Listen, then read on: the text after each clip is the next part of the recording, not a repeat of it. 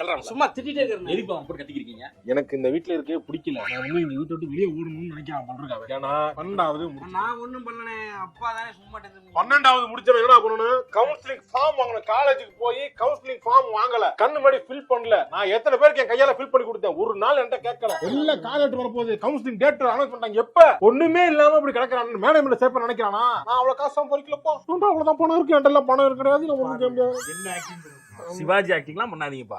ஆனாவும் அப்ப சிவாஜியா மாறிடுறீங்க. இல்ல, என்கிட்ட பணம் இல்ல, மேனேஜ்மெண்ட் சேர முடியாது. என்ன கவுன்சிலிங்க்கு அப்ளை பண்ணிட்டோம், நாங்க 2 பேர் தான்ப்பா பண்ணோம். எனக்கு சொல்லாம பண்ணிட்டீங்கடா. முந்தி மாதிரிலாம் கிடையாதுப்பா, இப்ப எல்லாமே ஆன்லைன் ஃபார்ம்லயே எல்லாத்தையும் ஸ்கேன் பண்ணி அப்லோட் பண்ணிட்டோம்ப்பா. ஆன்லைன்லயே பண்ணிட்டீங்களா? இன்னும் அட்டஸ்டட் யாரா வாங்கணும்ல? அதெல்லாம் வாங்கியாச்சுப்பா. அதெல்லாம் வாங்கியாச்சு. வேற ஏதாவது ஃபார்ம் எப்படி வந்தல? அதெல்லாம் தேவை கிடையாது. 27ஆம் தேதி கால் லெட்டர் வந்துருச்சா? கவுன்சிலிங் போகணும். போஸ்ட்மேன் நான் பார்க்கவே இல்லையே. போஸ்ட்மேன்லாம் கிடையாது, இமெயில்ல வந்துரும்பா. பழசா வச்சுக்கிட்டு